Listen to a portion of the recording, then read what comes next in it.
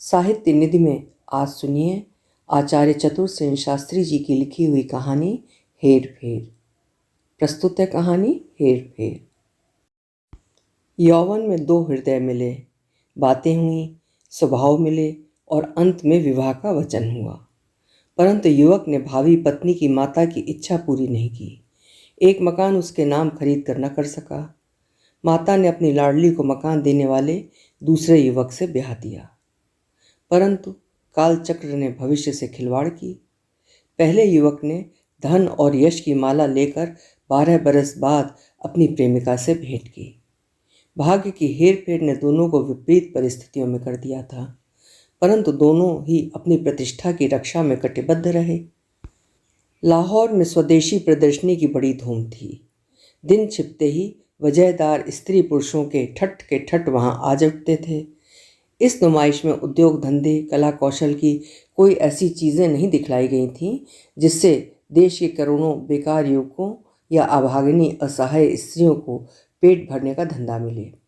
इसमें सैकड़ों दुकानें ऐसी थीं जिन पर मांग पट्टी से चाक चौबंद सूट बूट धारी युवक सुनहरा चश्मा चढ़ाए अपने दिलचस्प ग्राहकों की आवभगत हंस हंस कर और तीन तीन बल खाकर करने को डटे रहते थे। इनकी ग्राहिकाएं थीं बहारदार लेडियां, फैशन की पुतलियां या मर्दनुमा साहसी युवतियां, जिनका फिजूल खर्ची एक धंधा ही हो गया है। वे सब एक से बढ़कर एक साड़ियां पहने, ऊंची एड़ी के जूते कसे तितलियां बनी फिर रही थीं। प्रत्येक दुकान पर इन्हीं के मतलब का ढेरों माल भरा हुआ था। जहां खड़ी हो जाती युवक दुकानदार आंखें बिछाते, मुस्कुराहट के जाल फैलाते, बलिहारी जाते और झुक झुक कर जिम्नास्टिक जैसी कसरतें करते थे। इन प्रदर्शनियों से और कुछ हो चाहे ना हो, पर दो काम तो अवश्य हो जाते हैं। एक तो स्त्रियों को फिजूल सामान खरीदने के संबंध में बहुत काफ़ी उत्तेजना मिल जाती है, जो वे सजे धजे दुकानदारों से दुगने मोल में खरीदती हैं। दूसरे, यारों को आंखें सेकने का अच्छा स्थान और अवसर मिल जाता है। शाम होते ही युवकों के झुंड टोली बांध कर प्रदर्शनी में आ जाते हैं। 20वीं सदी में पंजाब ने जो अल्हड़ बछेड़ियाँ पैदा की हैं, वे किस लापरवाही से अपने मनोरंजक धारीदार घुटनों तक लटकते कुर्तों को हवा में फरफराती, सलवार को हिलाती, दुपट्टों को लापरवाही से हवा से अटखेलियाँ करने का अवसर देती, अपने रूप को रास्ते में बिखेरती फिरती। ये सब देखना इन युवकों का सांध्य कृत्य होता। एक एक की नक्शिक आलोचना होती है। किसके आँख, नाक, बाल कैसे हैं, रंग कैसा है, नज़र कैसी है, कौन किसकी बहू, बेटी, भतीजी, भांजी है, किसकी तरफ गर्दन मरोड़ कर देखा, किसने कटाक्षपात किया। यही महान बातें इन पढ़े लिखे सुसभ्य लाहौरी युवकों की चर्चा का विषय होती हैं। वास्तव में ये प्रदर्शनियाँ स्वदेशी वस्तुओं की नहीं, प्रत्युत विदेशी नुमा प्यारे स्वदेशी युवक युवतियों की होती हैं। यही कारण है कि इनमें कोई नवीनता न रहने पर भी, फिजूल खर्ची होने पर भी शाम से जो भीड़ का जमघट जुटता है तो आधी रात तक रहता ही है। बसंतलाल हृष्ट पुष्ट जवान थे, आंखों में रस था और चेहरा दमकता हुआ जिसमें प्रतिभा झलकती थी। काव्य के प्रेमी और सौंदर्य के उपासक, उन्हें प्राकृतिक दृश्य देखने का बड़ा शौक था। कश्मीर, मसूरी, शिमला सब उनका देखा हुआ था। वो बनारस के निवासी थे, प्रकृत साहित्यिक थे, हिंदी के प्रेमी थे, कवि और लेखक भी। अभी अनुभव और विद्या प्रौढ़ता न थी, पर कलम में ओज और रस था। उनके यश की चांदनी धीरे धीरे हिंदुस्तान भर में फैलती जा रही थी। अपने 3-4 लाहौरी मित्रों के साथ एक दिन बसंतलाल भी प्रदर्शनी में गए। वो पूरब के पर्दे के अभ्यस्त थे। पूर्व भारत में पर्दा उठा है सही, पर उसे पर्दा उठना नहीं कह सकते। वहाँ की पर्दे में कुचली हुई, मुरझाई हुई, पिलपिली, बासी ककड़ी के समान स्त्रियों को उन्होंने महिला रूप में देखा था। अब जो यहाँ पंजाब में आए तो पंजाबी बछेड़ियों को देखकर दंग रह गए। महीन तबीयत के आदमी थे, रूप किसी का पसंद ना आता था। वो कवित्व की दृष्टि से देखते, एक आध ऐब दिखलाई ही पड़ जाता। उन्हें यहाँ सबसे बुरा तो ये मालूम हुआ कि वे स्वस्थ, सुंदर, कनक छरी सी युवतियाँ और लड़कियाँ और ललनाएँ किस लापरवाही और फुआ ढंग से खोमचे वालों के इर्द गिर्द बैठकर दनादन पत्ते चाट रही हैं। वो पर्दे के पक्षपाती तो नहीं, पर मर्यादा, सुघराई और शिष्टाचार के हिमायती थे। सोचने लगे, ये हुड़दंगी बछेड़ियाँ हैं या भले घर की लड़कियाँ। किसी भले आदमी की तनख्वाह तो यूं आलू छोलों की चाट में ही उड़ा दे सकती हैं। सब मित्र घूम रहे थे। बातचीत का जोर बंधता ही जाता था। विवाद के मुख्य विषय थे टॉकी फिल्म और हिंदी। एक मित्र ने कहा, टॉकी फिल्म का जैसे जैसे ज़्यादा जोर बढ़ता जाता है वैसे वैसे देश में हिंदी का प्रचार भी खूब बढ़ रहा है। हिंदी उर्दू का भेद भी मिटता जा रहा है। दूसरे ने कहा, अब तो ऐसा मालूम हो रहा है कि बहुत शीघ्र पंजाब में भी हिंदी ही हिंदी हो जाएगी। यहाँ औरतों ने तो राष्ट्रभाषा को बहुत कुछ अपना लिया है। सिर्फ विलायती सभ्यता प्रेमी मर्द लोगों में ही अभी तक अंग्रेजी का बोलबाला है। शायद ये लोग अंग्रेजी से राष्ट्रभाषा का काम लेना चाहते हैं। इनकी आंखें कब खुलेंगी? शहर में सुलोचना की ताजी फिल्म आई थी। यार लोगों ने उसकी भी चर्चा उठा दी। एक मित्र लगे सुलोचना के नक्शिक की आलोचना करने। उस आलोचना में कुछ सौंदर्य ज्ञान था, कुछ भावुकता, कवित्व और कुछ आवेश। यार लोग सुन रहे थे, हंस रहे थे, फड़क रहे थे। वो मित्र सुलोचना का आपे से बाहर होकर नक्शिक वर्णन कर रहे थे। एकाएक एक दूसरे मित्र ने कहा, उस्ताद, इस रूप की प्रदर्शनी में सुलोचना के जोड़ की कोई चीज़ टटोली जाए। एक जोर के ठहाके के साथ प्रस्ताव का जोरों से अनुमोदन और समर्थन हुआ। मंडली सुलोचना की एक एक प्रतिमूर्ति की तलाश में प्रदर्शनी में घूमने लगी। वे लोग प्रत्येक स्त्री को, युवती को, कुमारी को देखते और अपनी नज़रों में तौलने लगे। एकाएक बसंत लाल चिल्ला उठे। जिसे देखकर वो चिल्लाए थे उसने चौंक कर उनकी ओर देखा। आंखें चार हुईं और फिर झुक गईं। मित्रों ने पूछा, क्या हुआ? बसंत लाल ने एक युवती की ओर संकेत किया। सचमुच वहाँ 5 साल पहले की सुलोचना खड़ी अपनी माधुरी बिखेर रही थी। वही कद, वही रंग रूप, वही सुडौल शरीर, वही रसीली आंखें, वही मुस्कुराते हुए होंठ। युवती की अवस्था 19-20 वर्ष की थी। उसे देखकर मित्र मंडली स्तंभित रह गई। ऐसा मनोहर रूप रंग शरीर सदा देखने को नहीं मिलता। सुंदरी किसी दुकान पर एक जरी कोर की सफ़ेद साड़ी खरीदने में व्यस्त थी। साथ में माता और एक नौकर था। मित्रों की पार्टी दूर से ही इस रूप सरिता का रसपान करने लगी। वसंत लाल के हृदय में किसी अज्ञात स्थल पर एक नवीन वेदना उत्पन्न हुई। वो विकल होकर और भी गंभीरता से उसे देखने लगे। कुछ ही देर ये मूक किंतु चंचल अभिनय हुआ होगा कि किसी ने पीछे से वसंत लाल के कंधे को छुआ। देखा, उनके चिर परिचित पंडित धरानंद हैं। दोनों मित्र मिले। कुशल प्रश्न के बाद पंडित जी का ध्यान उस परिवार की ओर गया जिस पर मित्र मंडली के नेत्र भ्रमर की भांति मंडरा रहे थे। उन्होंने कहा, अरे माता जी हैं। वो आगे बढ़े, माता जी से मिले और बसंत लाल को बुलाकर उनसे मिलाया, परिचय दिया, तारीफ की। माता जी ने कहा, मुझे तो पढ़ने लिखने का समय नहीं मिलता, किंतु मेरी कन्या आपके लेख बड़े चाव से पढ़ती रहती है। आपसे मिलने से बड़ा आनंद हुआ। उन्होंने वसंत लाल का कन्या से भी परिचय करा दिया। फिर दोनों को चाय का निमंत्रण देकर आगे बढ़ गईं। वसंत लाल ने सब कुछ पा लिया। चाय पान तो हुआ ही, साथ ही बहुत सी गपशप भी हुई। वसंत लाल ने देखा, हेमलता केवल अद्वितीय सुंदरी ही नहीं, असाधारण बुद्धिमती और विदुषी भी है। पीछे उन्हें यह भी मालूम हो गया कि वो बीए की तैयारी में है। कन्या भी बसंत लाल के रूप, गुण, सरलता और भावुकता से बहुत प्रभावित हुई। उसकी आंखों के लजीले भाव, मंद मंद हंसने की अदा और क्षण क्षण पर गोरे गोरे गालों पर खेल करने वाली लाली ने बसंत लाल को कुछ और ही तत्व समझा दिया। बसंत लाल की आत्मा मानो झकझोरी सी हो गई। वो कुछ विकल, कुछ चंचल और कुछ अप्रतिभ से होकर उस दिन वहाँ से उठाए। पर उस चितेरी की चितवन की कूची से जो चित्र चित्त पर चित्रित हो गया था वो मिटाए नहीं मिटता था। परंतु मिलने और आने जाने का रास्ता तो खुल ही गया था। वो खुला ही रहा। प्रायः प्रत्येक संध्या उनकी वहीं बीतती। कभी कभी भोजन भी वहीं होता। अनेक बार उन्हें बालिका से एकांत में बात करने का अवसर भी मिला। अंततः उन्होंने अपना निवेदन कन्या से कह ही दिया। कन्या ने लजीले स्वर में मुस्कुरा कर कहा, जहाँ माता पिता विवाह कर दें वहीं ठीक है। उसकी लाज और मुस्कुराहट की गंगा यमुना के बीच अनुमति की सरस्वती छिपी हुई सरसा रही थी। वसंत लाल ने मानो चांद पाया। उन्होंने धरानंद जी के द्वारा संदेश भेजा। इस संदेश पर विचार होने लगा। उनके कुल, वंश और आय व्यय की जांच होने लगी।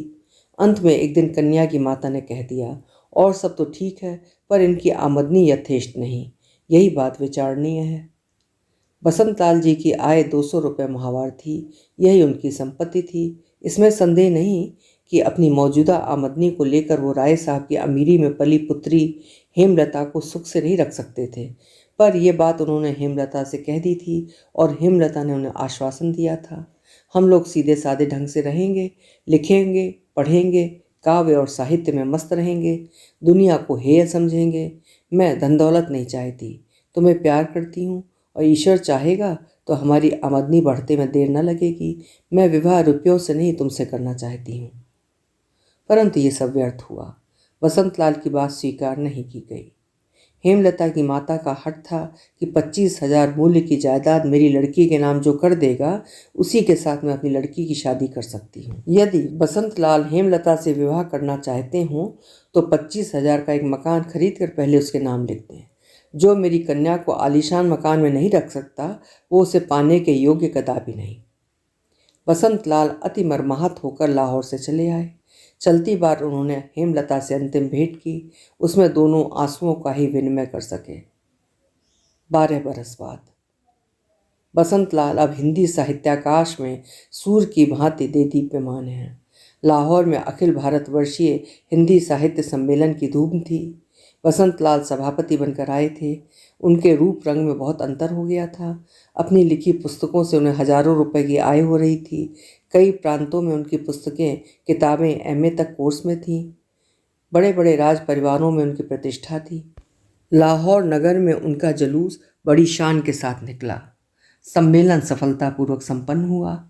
आखिरी दिन उन्हें एक पुर्जा मिला। उसमें केवल इतना लिखा था, पत्रवाहक के साथ कुछ क्षणों के लिए आइए अवश्य। बसंत लाल ने पत्रवाहक को देखा। एक वृद्ध नौकर था। पूछने पर उसने बताया, बीबी जी ने बुलाया है। बीबी जी कौन है, ये वो नहीं बता सका। उन्होंने इस कार्य के औचित्य पर कुछ विचार किया। उन्हें कौतूहल हुआ और अंत में उन्होंने वहां जाने का निर्णय किया। वो उसके साथ चल दिए। वो गली में उन्हें ले गया। मकान में घुसकर उन्होंने देखा, मकान साधारण और पुराना है किंतु खूब साफ है। दालान में 2 कुर्सियां हैं और एक मेज पड़ी है। मेज पर एक साफ कपड़ा बिछा था। भृत्य ने कुर्सी पर बैठने को कहा। बसंत लाल के बैठ जाने पर वो भीतर चला गया और थोड़ी देर में कुछ फल लाकर आगे रख दिए। मन ना होने पर भी बसंत लाल ने फल खाए। वो समझ ही न सकते थे कि मामला क्या था। उन्होंने भृत्य से कहा, मुझे जिन्होंने बुलाया है वो कहाँ है, मैं अधिक ठहर नहीं सकता। बूढ़े ने कहा, वो क्षण भर में अभी आती हैं। क्षण भर में वो आई। बसंत लाल ने पहचान लिया, हेमलता है। वो उठ खड़े हुए। उन्होंने पूछा, आप? मैंने यही सोचा था। हेमलता ने शांत स्वर में कहा, बैठिए, आप प्रसन्न तो हैं? बसंत लाल ने देखा, वो दुबली फीकी रोगी हो रही है। उसके रसीले नेत्रों का वो तेज, सदा हंसते हुए चेहरे की वो चमक सब मिट चुकी है। आंखों के चारों ओर कालोस दौड़ रही है। वो रूप लावण्य जाता रहा है। उनका कलेजा हिल गया। हेमलता की बात उन्होंने सुनी नहीं। उन्होंने पूछा, परंतु आपको मैं इस दशा में देखने की स्वप्न में भी कल्पना नहीं करता था।